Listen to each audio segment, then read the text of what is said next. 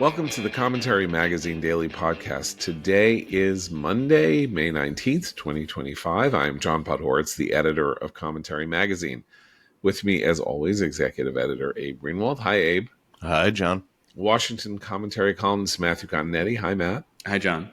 And social commentary columnist Christine Rosen. Hi, Christine. Hi, John.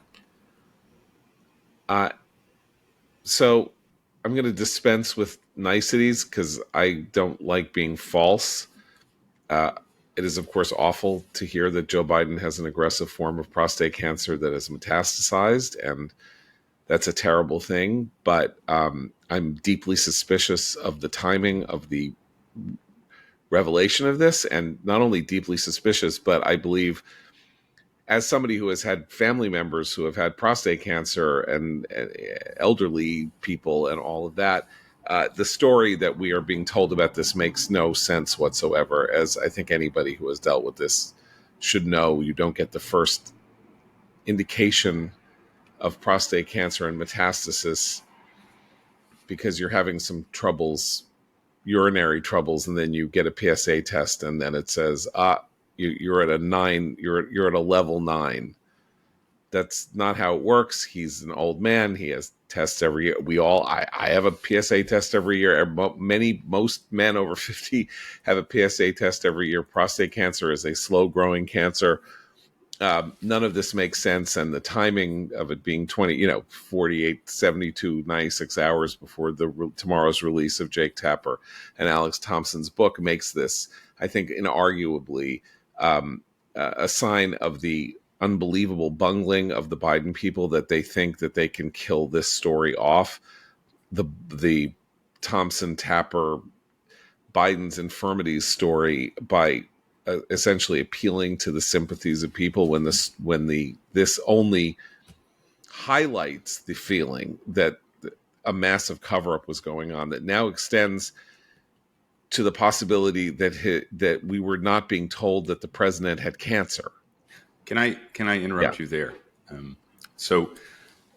First, we have seen this technique used by Team Biden before. If you recall, throughout Biden's presidency, whenever there were headlines about Hunter Biden, Biden Inc., the Biden family business, trading off Joe Biden's position in American politics for lucrative contracts among his family members, suddenly there would be major action on the lawfare front against Donald Trump.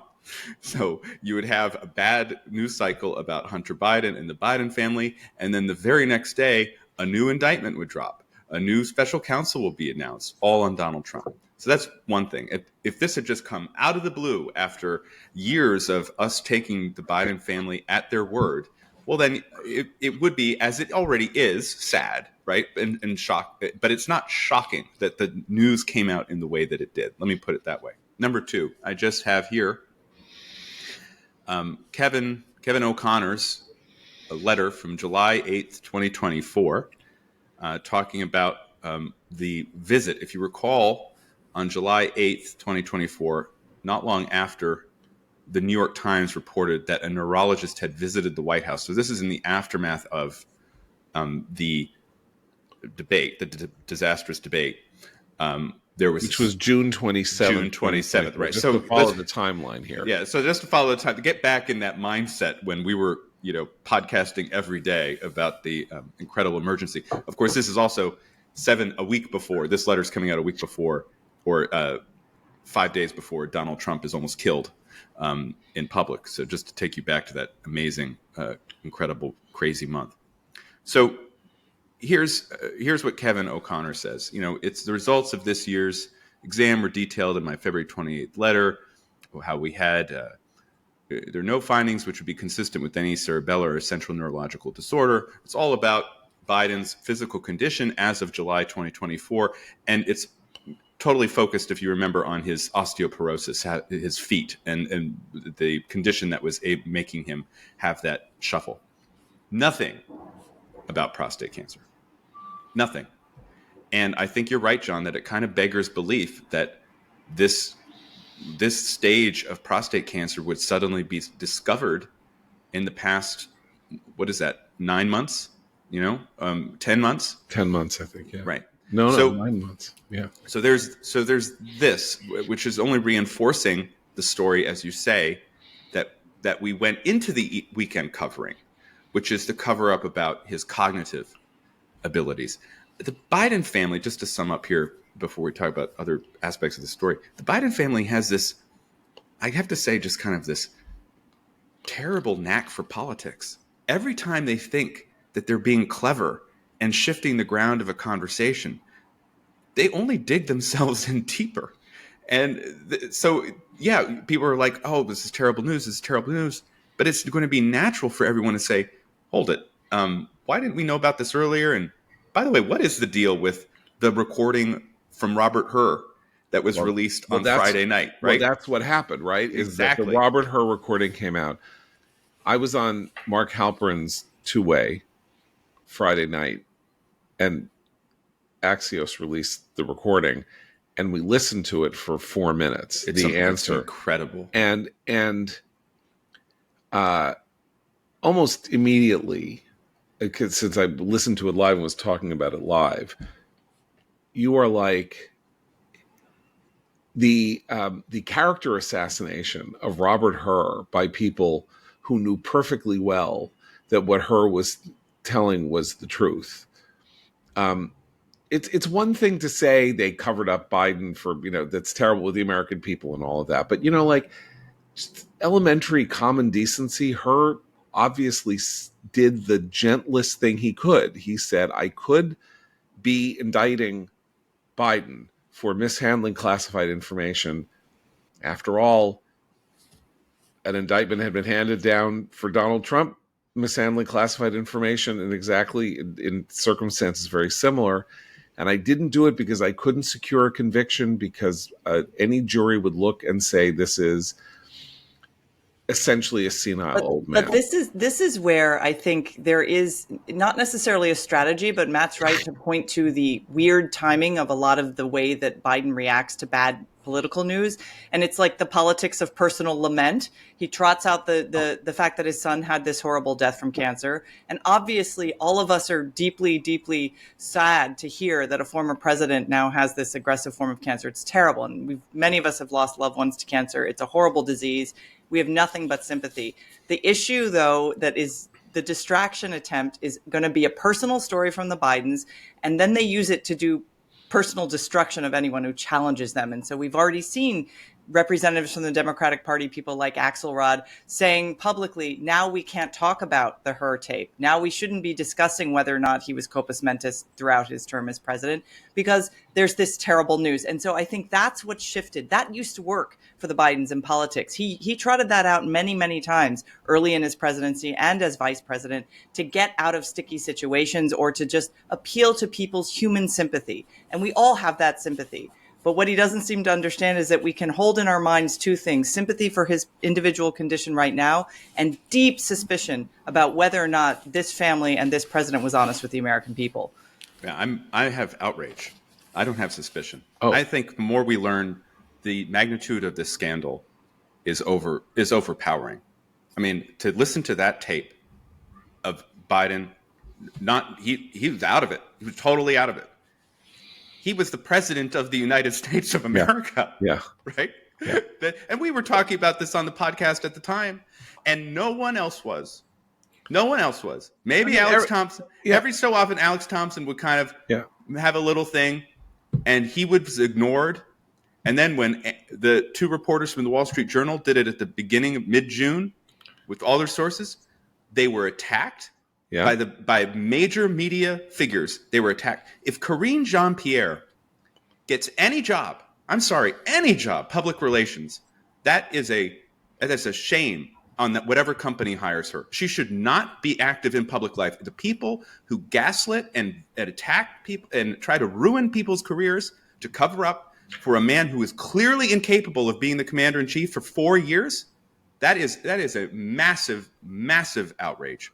Well, that's why I brought up, I think that's why I said that the treatment of her speaks to this deeper fact, which is, look, if we talk tachlis here, as we say, Biden resigns the presidency or is 25th Amendmented out of the presidency, Kamala Harris becomes president, meaning there would be total ideological and partisan continuity.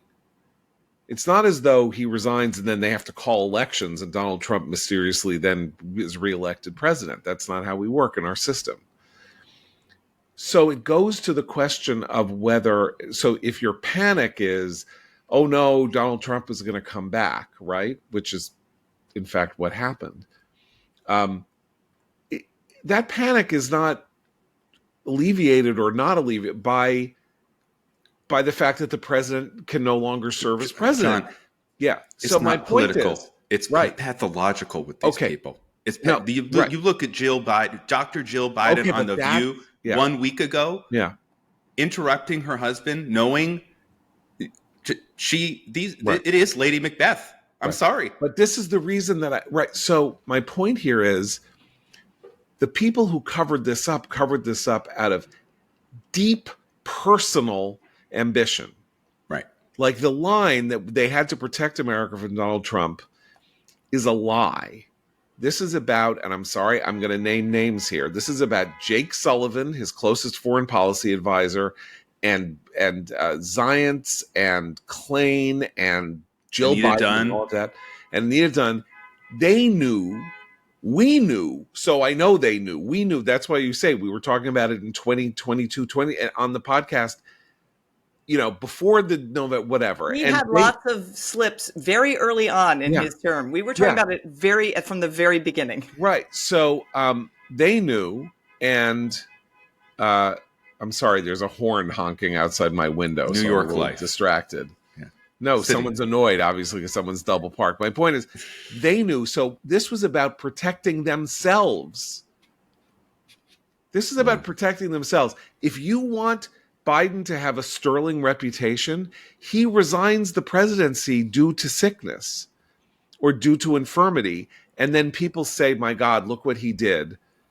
Because he understood. Chance. What? He had his chance in 2022. I know. Right? That's what I'm saying. He could have said, we got through the midterms. I passed all this legislation. I'm now passing the torch to Kamala Harris. I'm really not well. And then he would have been a kind of celebrated, lionized figure, somebody who didn't do what the Wilsons did, didn't do what JFK and his doctors did. But I just want to interrupt to say it's not just the Bidens and the Biden family and the immediate close, Politburo guard, Praetorian Guard, whatever you want to call it in the White House.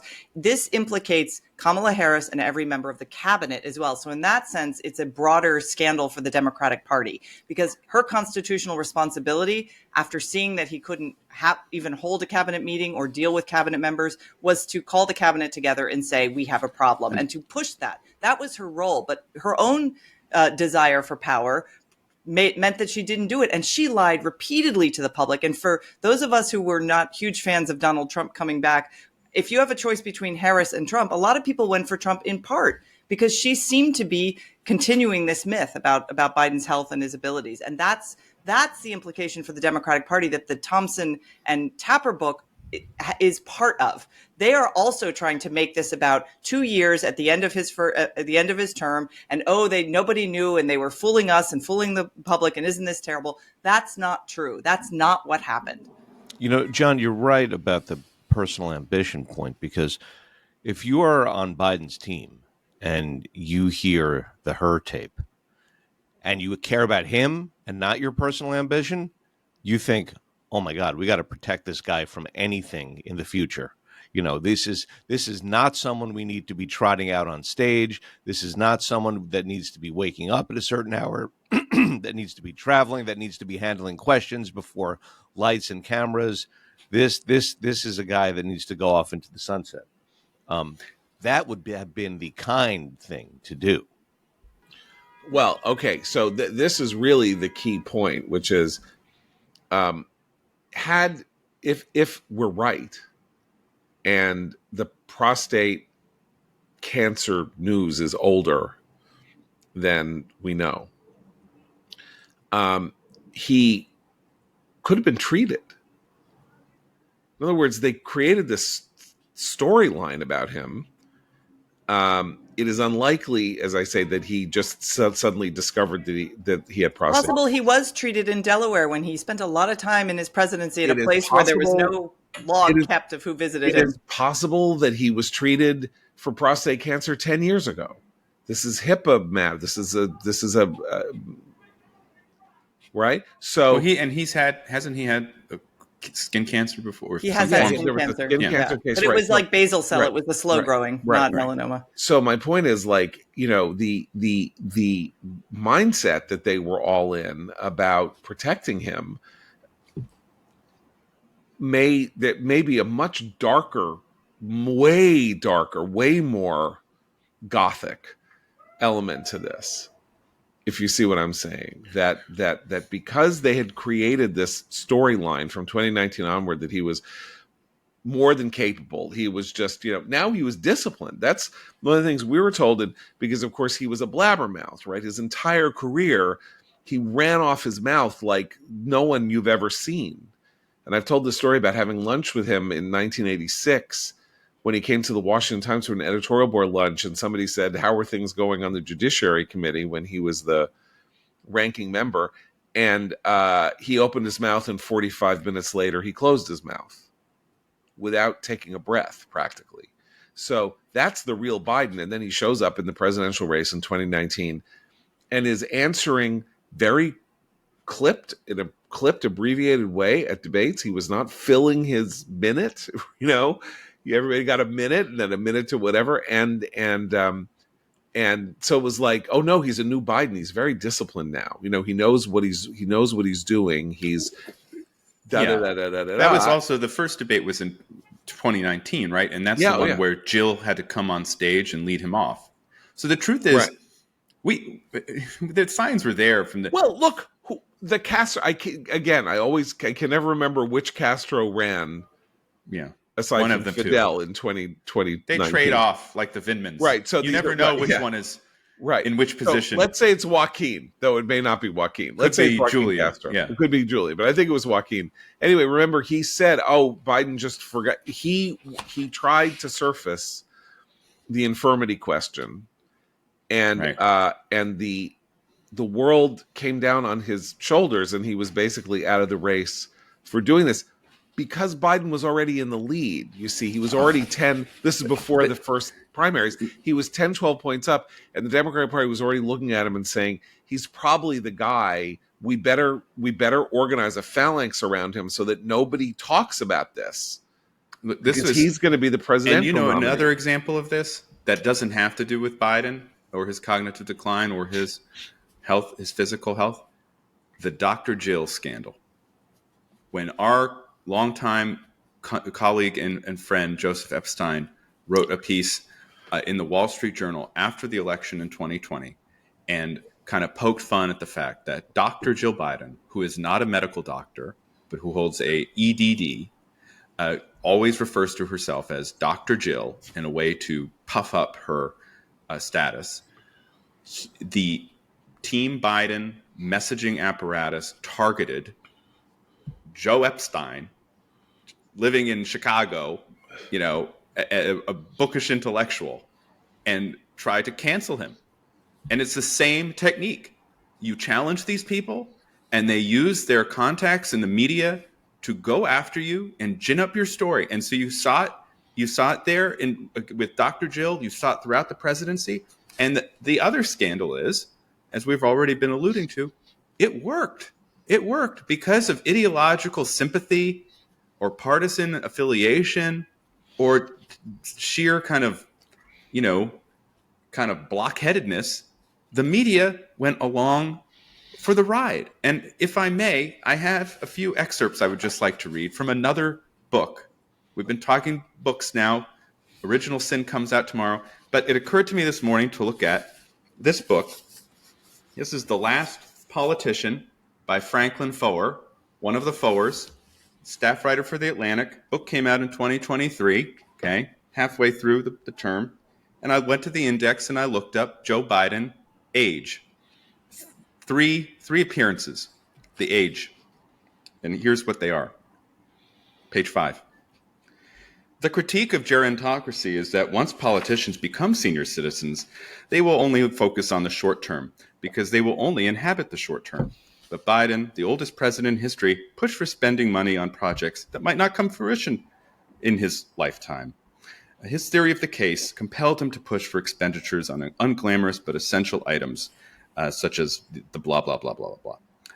And same thing with Ukraine, whose creative diplomacy, a result of his gerontocratic status, was able to help us arm Ukraine. Quote, "It was a bravura display of statesmanship." That's the first quote about Biden's age here. Let's see here. The primary, here's 270, talking about the first year in office. Since Ukraine would be among the primary topics, Biden would flash the world a glimpse of his statesmanship, one talking to the public about it. Here's 4. The primary problem with such appearances wasn't Biden's age or acuity. That wasn't the problem. It was his indiscipline and imprecision, traits that stalked the entirety of his career. And when he worked his way through the reporter's questions demonstrating his stamina, he couldn't help himself. That's mention number 2. And then finally, 375, the age issue is tackled most directly in The Last Politician. Page 375. For most of his presidency, Democratic voters griped to pollsters about Biden's advanced years. They seemingly preferred a president who projected vigor or who possessed oratorical chops. Silly plebes. Who would want that? Vigor? Oratory? You vox populi. Stupid. Biden's advanced years were a hindrance, Foer concedes, depriving him of the energy to cast a robust public presence or the ability to easily conjure a name. Come on. Yeah. But with Ukraine, 376, the advantages of having an older president were on display. He wasn't just the leader of a coalition. He was the West's father figure. Close quote. Three mentions in this book. That was what we were served for 4 years until it became undeniable with that debate. And imagine if that debate had not happened. Well, and also kind of bizarre given that in his personal family life, if he's so forward looking and worried about his kids and grandkids, he didn't even recognize one of his grandchildren until his hand was forced by the public demanding that he note that his son had an out of wedlock child who they were pretending didn't exist and trying to pay off. I mean, this is where the Bidens are very keen on invoking personal affection and personal sympathy from the public when it suits them, but then becoming quite brutal and absolutely annihilating, as you say, particularly about Joe, their political enemies when it suits them. And you can't. I think that's what's crumbled in the public's mind is you cannot do both. If you want our sympathy, then you have to actually behave like a sympathetic figure, particularly in post-presidential life, and he has not done that. Abe, let me ask you this. So as I say, Christine said this implicates Kamala and all that, but of course, Kamala, you could claim you could look at it and say, well, her personal ambition, interest would have been to rally potentially the cabinet to a 25th Amendment circumstance so that she could rise to the presidency. Imagine, or the cabinet could have done this. It's a complicated procedure, the 25th Amendment. I mean, if you read it, it's done so it cannot be used as a coup. It's 4 stages. There are letters at 3 weeks and this and that. There's all kinds of weird elements to it written to make it purposely almost, like it could only really happen in a deep crisis. Imagine how bad Kamala Harris must have seemed to everyone in the Joe Biden presidency ambit, that people who must have known that they needed to pull this trigger refused to pull the trigger. Because as I say, it's not as though Donald Trump becomes president. Kamala Harris becomes president. She doesn't have views that are markedly different from Biden's. Why not? But better than okay. But yeah. There's also the fact or the potential here that depending on what everyone in the inner circle knew about his health, about cancer, that had Biden stayed in the election and won, President Kamala was inevitable anyway. Right. Right.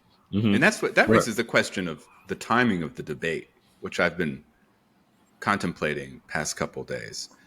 It was the June 22nd debate was extremely early. There was no reason to have that debate at that time. And if you recall, it was Biden who challenged Trump to the debate in that video he released in the spring of last year, of 2024. With about 15 jump cuts, yes. Yes, remember, with all the jump cuts. And so you wonder, what was the strategy? What was the theory of the case? You get it out of the way, and so we just showcase him this time, and so if there's any bad effects, then they won't continue. Was there a sense that we need to see if he can perform? Because switching out Biden for Harris was doable. It would have been much harder once the Democratic convention had taken place.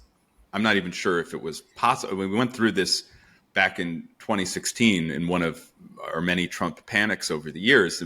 With one of the most dangerous for Trump was the Access Hollywood videotape. Yeah. There were discussions within the Republican Party. Well, how would it even work because Trump's the nominee, the ballots are being printed. So I'm wondering. I mean, the thinking could have been, the longer we wait, the worse he gets. But I mean, like he's getting worse by the day, right? So that's right. I just want to add one thing here to the Tabra book and to the other books and to this the whole question about how this news may shape the discussion of the cover-up more generally of Biden's condition. If the family and the White House and the inner circle knew about cancer far longer than they're letting on, and this has been an ongoing situation for Joe Biden, then it kind of renders the books like useless in a way already, because they're not even getting the larger story. They're getting the cover up of the cover up of the cover up now. You know what I mean? They don't want to tell the larger story because they're complicit in the larger story. Now it turns out there's this whole other layer to the onion that they didn't even know was there. Right. And so so the infirmity was better publicly shown, even though they certainly knew that was not good for him. Because it distracted from the question of, I mean, we all saw this, like you said about seeing the neurologist, and the idea that he had osteoporosis because that's why he was shuffling. That was why he was doing that weird the walk. Yeah, I knew these friends who were doctors who were like, he's got Parkinson's. Yeah, like that. I think he's got early onset Parkinson's. Yeah. So maybe he had something that was affecting him. Well, for all we know, he does have early onset Parkinson's. We don't know covering anything. That up too. Right. And we'll find out about that 3 months from now. I'm just saying that every way you look at this, we have a situation that we really will not get fully explored, I believe, because the Biden family has no interest in fully exploring it, and HIPAA privacy laws make it that you can't, subpoena a doctor or something like that, and make him talk. But you can subpoena Biden White House aides and ask who ran the auto pen, who approved this pardon, who did this, who did that. You can, if you're in Congress, you have oversight. You can ask those questions because those are actually the serious issues. Who was running the country is the question in everybody's mind. Kevin O'Connor. I mean, this is Biden's physician while he was in the White House, and this is what did he get regularly screened for prostate cancer? You're supposed to once you reached age 65, right? I mean, what's the deal? Why do we just find out about this now? I think that's a legitimate question, but I also think for all of and like I say, this story infuriates me, and it was from the moment he stepped on that stage, it was clear that America had attempted to pull the wool over us, right? For a long time. But there's also the angle of, what his presidency was doing to the country and the world for those 4 years. And you just think about where we would be right now had the scheme worked, right? Yeah. Either with Joe Biden in the Oval Office right now, where this diagnosis becomes undeniable, and of course his condition, as we saw in the interviews on the BBC and the View, as we saw there, that his condition has worsened, right? So either he'd be in the Oval Office now, continuing the policies of his first term, or Kamala Harris would be in the Oval Office right now, doing God knows what, probably hiding from the cameras as she tried to figure out, what her line was on any of the innumerable crises facing the country.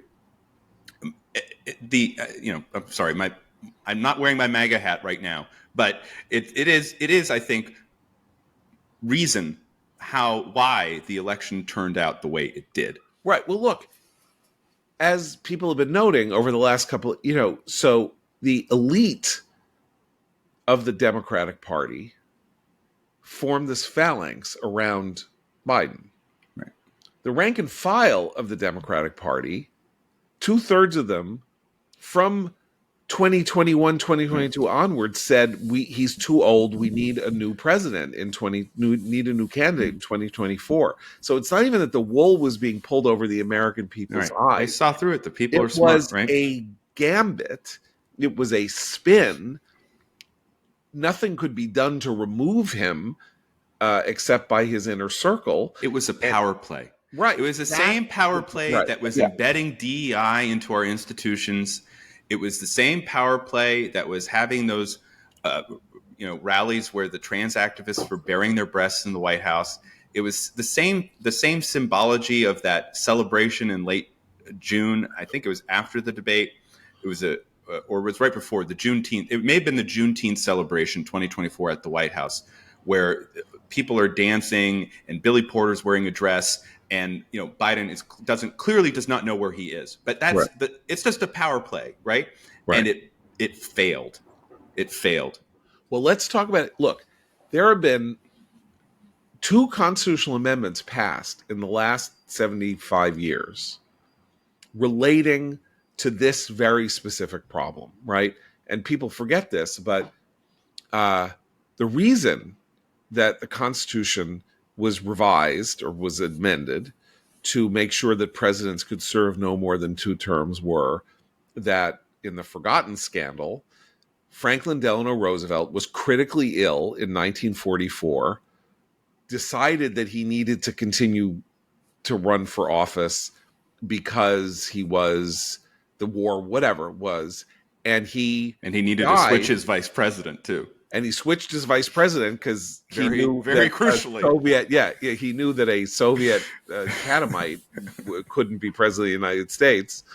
Henry Wallace is vice president, and died in, I think, April of the succeeding year, right? So that's Roosevelt. And so I can't remember when, I'm going to look it up right now, but the amendment was passed saying presidents could serve no more than 2 terms because it was understood it was done that Roosevelt had hidden his condition from the American people. Well, and also Republicans did not want right another Roosevelt, right? Yeah. Right. Democrats didn't want Eisenhower to get a third term. Right. That's right. So anyway, but the point was that we lived through something where 2 presidents in the 20th century, Woodrow Wilson and FDR. So Wilson has a stroke and was effectively not president, and his wife was president, right? So that's where the 25th, the exposure of that, and then little bits and pieces of the news about how sick JFK was when he was in office before the assassination, much of which came out not before the passage of the 25th Amendment, but after. But people knew about it, that he had Addison's disease, he was on 12 different medications, he was on uppers and downers and all kinds of stuff, and was in just much worse shape than we knew. And so the idea was, okay, we got to do something because the Constitution has no provision for how we deal with a president who is gone but still has time left in office. And because it would have been maybe before the 20th century or something, you would just die. You couldn't somehow sustain, with not modern medicine, and so we've already been through this, and here we are, and Biden and these people thought that they could trick their way into a second term.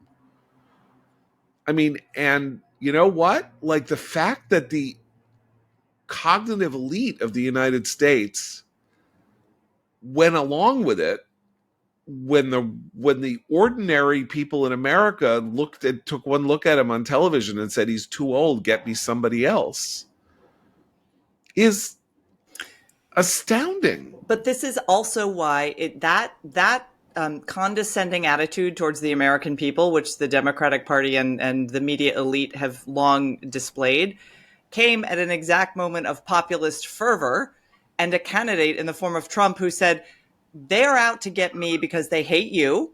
They don't trust you. They think you're stupid, and they're lying to you. It's, fake news this, fake news that. Now, he goes much deeper into his critique of the media, but those two things in combination led a lot of voters who otherwise would not have voted for someone like Donald Trump to put him back in office. And it's understandable. And that's where I think, even if I'm a more traditional conservative, I'm not a populist, so a lot about populism annoys me. But I do understand what that appeal was for a voter who thinks both parties are corrupt, but one party is a lot more corrupt than the other right now, because they've been lying to me about what I see with my own eyes. I continue to think that the key moment in American political life in our lifetime, not maybe in our lifetime, but maybe in the sort of the adult lifetimes of a lot of people who are under 60, was Bill Clinton staring into the camera and saying, I did not have sex with that woman, Miss Lewinsky, and I did not lie, not one time. That some kind of compact with the American people, the political class and the American people, was broken there. And I still think that, Trump is unimaginable without Clinton, because Trump's personal indiscretions would have rendered him unfit for office, except that 20 years or not quite 20 years earlier, the Democratic Party rallied around somebody who had and Trump was running against his spouse. Right, exactly. So who had also right. who had, and it wasn't just the political who had defended Bill. Yeah. It was the feminist establishment, and it was Hillary Clinton who was the symbol of that establishment. That, as a woman, I get to tell you, that's the day feminism died as well. Among Trump's incredible luck is his luck in enemies, right, and opponents. Well, that is the key to everything. But the reason I bring this up is only to say that Christine talks about the populist moment of that Trump's message resonates and connects. And I think a lot of people think, well, this is really because of Iraq, or, they lied us into Iraq, or Bush, whatever. And it's much, much more about the person than it is about the policy. So Clinton basically stares in the camera, says, I did not have sexual relations. The Democratic Party rallies around him. They defeat efforts to take him down. And then when all is said and done, he acknowledges he did this. He acknowledges he did that. He pays off Paula Jones. He's disbarred in the District of Columbia. He starts pardoning his brother and Mark Rich and people like and various other people. And from then on, the idea that you couldn't look a president in the eye and assume that he was telling you the truth, I think it just grew and grew and grew. And then Obama says, if you want your doctor, you can keep your doctor. And, it's like... So the crucial thing here, and I agree with that. But again, if you think just in power terms, what enabled Clinton to muscle through the Lewinsky scandal, what enabled Obama to talk about this is the moment when the seas stop rising. If you like your plan, you keep your plan. 11 times, I don't have the authority to legalize the Dreamers or their relatives, but I'm going to do it anyway after I lose an election in the midterm. the power to sustain for a time up until even though the public saw through it, the debate last year, that relies on an infrastructure. You mentioned the cognitive elite, the credentialing institutions of this country, the mainstream media of this country all supported these messages because, again, there's a shared ethos there. There's partisan affiliation there. There's kind of a disgust of the alternative and the Republicans and the conservative movement. That cracked. It seems to have cracked, and it seems to have cracked during Biden's presidency. Mm-hmm. So you're right that there are some the signal moment may have been Clinton, but I continue to look at Biden in the way that I think many people looked at the aging Soviet leadership at the beginning of Reagan's term, where, you know, Reagan was asked, why haven't you met with any Soviet leader? And he said, because they keep dying on me. Yeah. You know, it was one after another, Brezhnev, Andropov, Chernenko, they'll just go. And what that symbolized was there was this huge transition taking place within this opaque political system, the Soviet Union, that we were only beginning to see. And what's happening now is we're living through that right now. Right. And there's something new forming. And it's the youth vote. It's this new media environment. And in this new world, which Trump has benefited from, the ability of the Democratic Party and its enabling institutions to do a Clinton, to do an Obama, to do a Biden in 2020 is rapidly waning. I'm glad, by the way, that to that point, I'm glad you read from the Four book, which tried to make Biden's personal problems, given age, about a whole narrative of gerontocracy, because actually this is also an opportune moment for the American people and their representatives to demand a new constitutional amendment placing a cap on an age for a president. For example, we have a floor. Why don't we initiate a ceiling? Both parties actually have pretty aging political leadership. And so that's actually been a discussion that prompted by obviously Biden's infirmities, but there's no reason we couldn't make that actual constitutional amendment. In the end, as was true in 2016 and in 2024, I think it's very easy to make the case that Trump won both years because of whom he was running against, and not necessarily as a positive expression of his, the American people toward who he was or what he wanted to do. I mean, that obviously many people in America support who he is and what he wants to do. But as many, if you look at this latest New York Times CNN poll, as many don't as do. A lot of people a lot of people really don't. His disapproval rating, his strongly disapprove rating is pretty high, twice as high as his strongly approve rating. Right, it's like there's 16%. He's never been Mr. Popularity according to public opinion polls in the 3 elections that he's run in. Right. So in the end, as you say, he's like blessed in his enemies. But it's not just that he's blessed in his enemies. It's that he stands there and says, all of this, it's BS, is a fraud. Yeah, it's all baloney. It's all a fraud. It's a terrible thing for the American people to believe, because it's very bad for our, political health. But facts are facts, and truth is truth. And this was a fraudulent presidency that Biden was conducting, and it argued with fraud, and it did so in a fraudulent manner. Inflation is growing, and they say it's not. They say it's transitory when it hits 10%. All of that. Temporary surge at the border. Yeah. Nothing we can do about it, by the way. And it is that, it's what people said in 2016. You're gaslighting me. It is a little like Sean Spicer saying that was the biggest crowd ever. And you're like, you can't say that. I'm standing right here. I saw the crowd, and it's not the biggest crowd. Don't do that to me. Except it's not crowd size. It's the American retreat from Afghanistan. Yes. Where the president and the Secretary of State and the National Security Advisor are like, this was a triumph of American statecraft. Yeah. I mean, that is so much worse. And just as one more thing. Yeah. The spouse of the former National Security Advisor is currently in Congress. Yes. What does she have to say about this? What conversations did she have with her husband about this? And why hasn't she taken a lead in accountability for what's going on? And she decided not to run for the Senate. My understanding is next year. But there's a lot of ambition in Congressman Maggie Goodlander, and what her husband was a part of should follow her for the rest of her political career.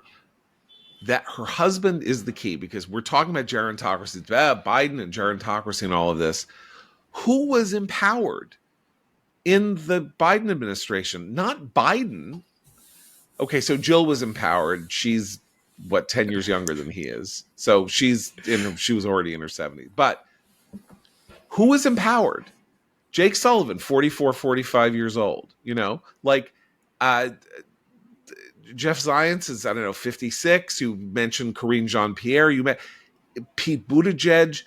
It's not as though they took this old man and they propped him up and walked him around and animated his stiff limbs so that they could work their will on the American people.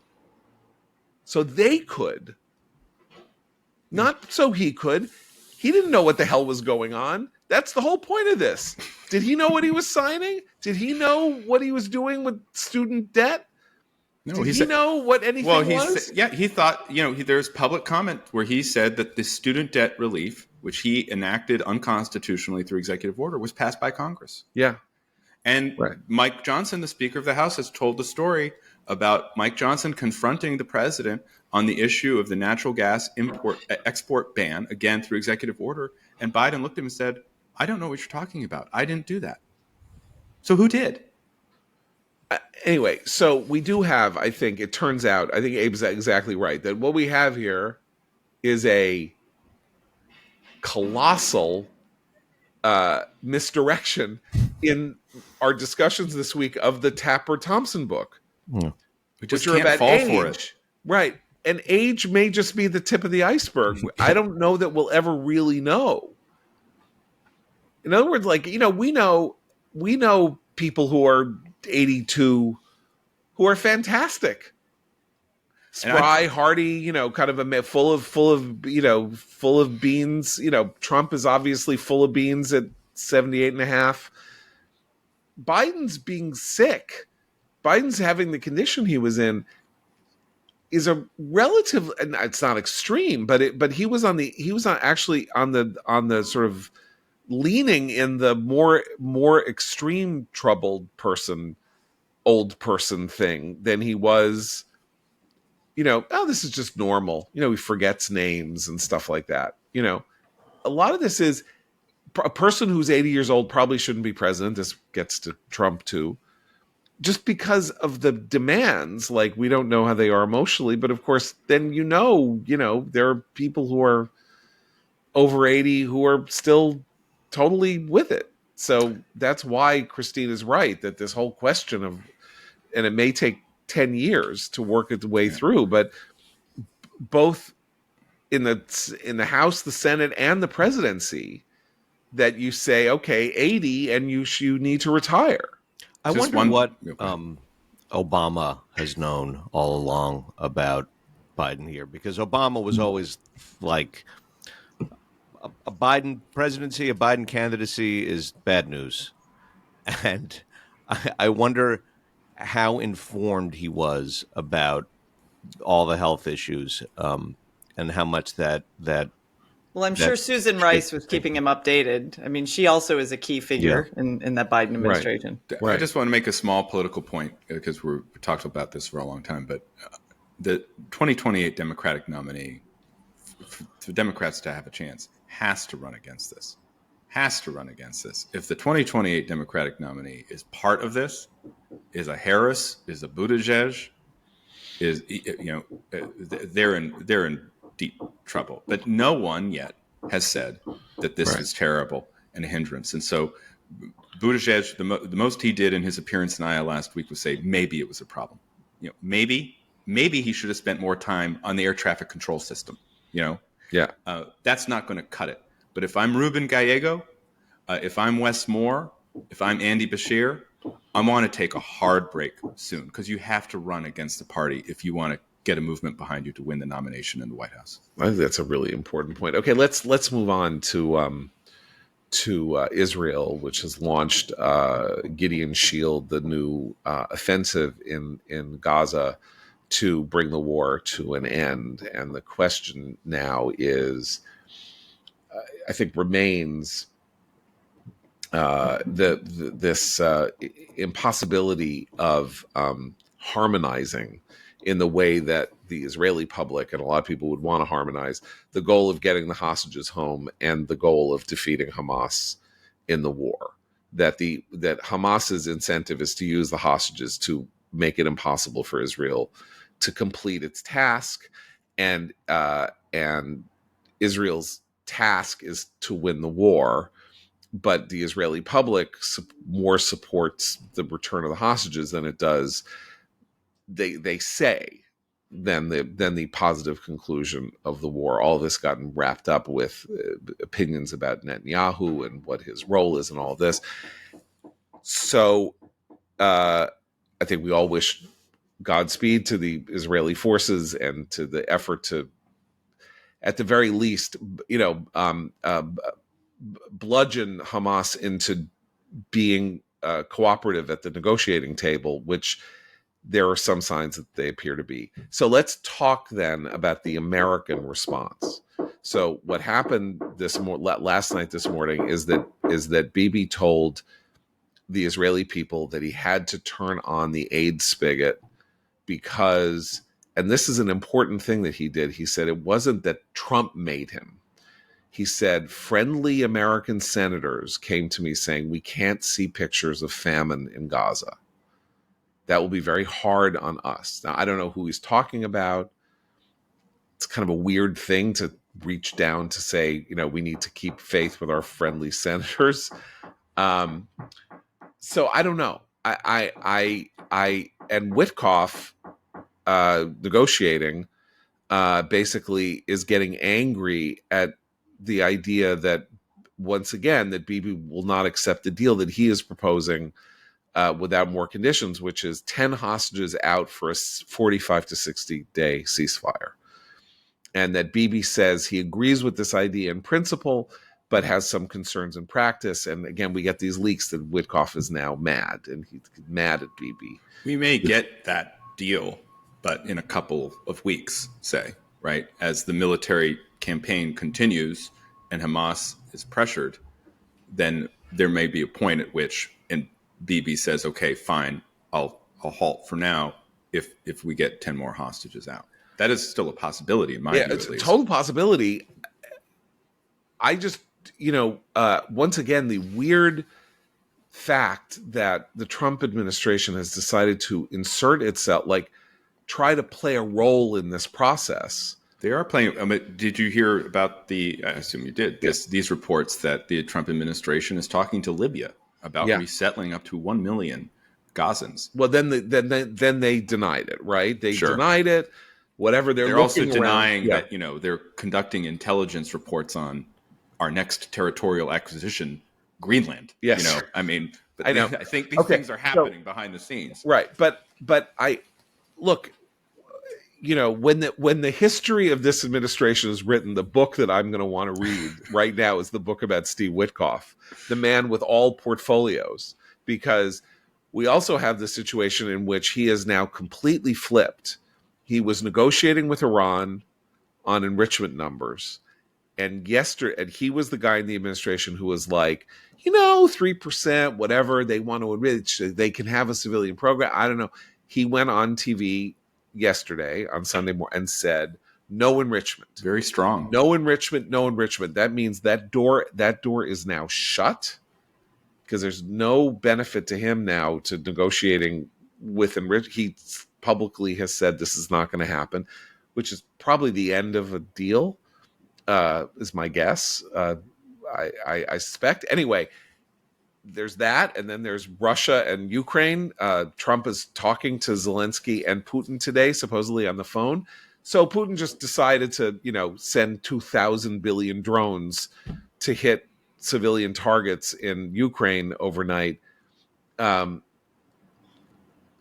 just to make it clear that he's not going to make any deal that Trump wants, and that's also in Witkoff's portfolio. So, Well, I think I think the point here is the window of deal making does seem to be closing with Russia and with Iran. And right, there's still going to be some more negotiations. Trump is just slowly building up with Putin. He often spins, the way that Trump spun Putin's refusal to go to Turkey last week was Trump suddenly saying, well, if I wasn't going to be there, he wasn't going to be there, right? Trump, because of his positive thinking, always turns yeah, things around in a way that gives him more opportunities and benefits him. So we're going to have this call again. But it does seem like we're tiptoeing toward bigger sanctions. We should point out that right now, Lindsey Graham's sanction bill in the Senate has a supermajority of co-sponsors, could easily pass. And it's going to, if the current trajectory continues, and there's no reason to think that Putin's interested in a deal, there will be a point at which America has to apply pressure on Putin. right, And similarly with Iran, as I've been saying, it does seem like they've settled on this no enrichment line, which is good policy. That's also the policy, by the way, that every Republican senator, other than, of course, Rand Paul, yeah, and a majority of House Republicans signed a letter telling the president that is our red line, that we right, cannot have Iran enrich uranium. So Republicans are unified on this issue. And I think you're right. I don't think the Ayatollah is ever going to accept it. So there, too, we're going to find at right. least more maximum pressure. Remember, the snapback sanctions at the UN are coming up in the fall, so we would support those. I assume the extension of those as well, if there's no deal, and then possibly this a military response. Right. So the military response question is so we go to whether Trump extending an olive branch to Iran then gets really angry that Iran has rejected this overture and is being Iran, and then is sympathetic in a way it's clear he is not at the moment to an Israeli strike. And sympathetic, the question is how sympathetic. Does he get sympathetic enough to allow it to happen, to provide the intelligence necessary for it to happen, or to go all in with the Israelis or something, which seems very unlikely. Yeah, I mean, most likely it's with the peace talk. The thought that occurred to me this morning is what Trump in Israel is resembling what Daniel Patrick Moynihan urged Richard Nixon on the race question, which was benign neglect. Right. Just kind of let it go. So yes, that's right. The Republicans communicated to Israel that there should be some food aid. At the same time, the current operation is going forward, and there's no American criticism. Right. And all of the airstrikes that took place last week went forward, and there was no American criticism. And yes, they're denying these conversations about depopulating Gaza, but it does seem like that is a conversation that is happening at very high levels throughout the region and with the superpower of the United States. So I could see a scenario in which the deal falls through, Trump produces the crippling sanctions, and again, Israel has a moment of opportunity where they could destroy the Iranian nuclear infrastructure with an American backstop, not necessarily public support, or rather, military assistance, a co-operated tactical plan, but with America there behind them. That's going to be what Bibi will have to decide. Right.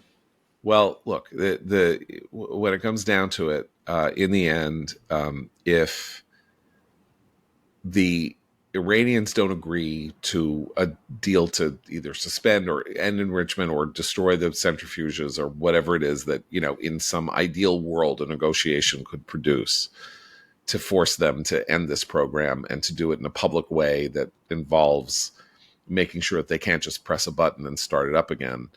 Bibi's entire political legacy, 20 years of talking about this, if he does not move to destroy the Iranian nuclear sites, he will judge himself a failure.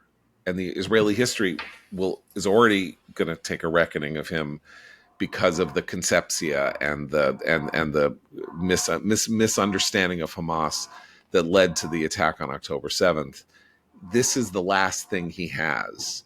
It's the most important thing to him, and so now it gets to the question of whether the Israelis actually have the capability to do this without direct American involvement, and that we don't know. So, Matt, you said you have a partial recommendation. Thank you, John. I do have a partial recommendation. Over the weekend, I finished the new memoir by restaurateur Keith McNally. It's called "I Regret Almost Everything," a memoir. This was a book that I came across by reading Tina Brown's Substack, but I'd never heard of Keith McNally, who is well known for building these famous restaurants in New York, such as Balthazar, Pastis, the Minetta Tavern, which actually just opened up a branch in Washington, D.C. His first big success was the Odeon. He did a lot of restaurant building down in the meatpacking district in Soho, Tribeca areas of New York back in the 80s when they were still what we might call underdeveloped parts of the city. I found this book fascinating because this was a world that I really knew nothing about, what it's like to start a restaurant and to be incredibly successful at it. And it's also fascinating because McNally suffered a very tough stroke about 10 years ago now. And it really caused disruptions in his business. It caused disruptions in his personal life, of course, his physical condition. And so the story alternates between his recovery from the stroke and then a kind of a tour of his career, creating all these very successful restaurants. And so the only reason I'm saying it's a partial recommendation is that the more you get into the book, the less appealing Keith McNally is as a person, because he's a very witty writer, and that's one of the joys of the book. He's a very good writer. But he clearly has a part of his personality which makes him kind of difficult to the people around him, including his two former wives, his kids, his siblings, and eventually that part of his personality, he's very good at communicating that on the page, so that by the end of the book you're like, wow, this is a pretty good book, but and I want to try his restaurants, but maybe I don't need to meet Keith McNally in person anytime soon. He does own and run my favorite restaurant on the planet Earth, which is Cafe Luxembourg on the Upper West Side. Yep. And there is something about these restaurateurs, the people who really know how to do this, like who have a lifelong career of doing this. Danny Meyer runs the Union Square Partnership and various, they have some supernatural understanding of how to make people feel like it is fun to be at their restaurant and to go back to their restaurants. And it's very hard to describe. He uses the phrase "a party every night," and right. he wrote that phrase. And when I came across the phrase, that's a really interesting way of thinking about it. I never thought, I just go to the restaurant to eat, and I enjoy myself many times. But for them, they have to put on a party every night, and that does take a very unique personality to pull off. Yeah. Okay, well, I guess we will be back tomorrow to talk about, I don't know. I mean, I hope we don't. Probably the same thing. Probably exactly the same thing, because who knows what's going to come out today. We'll have more thoughts on the subjects. Yeah. So for Matt, Christine, and Abe, I'm John Podhoretz. Keep the candle burning.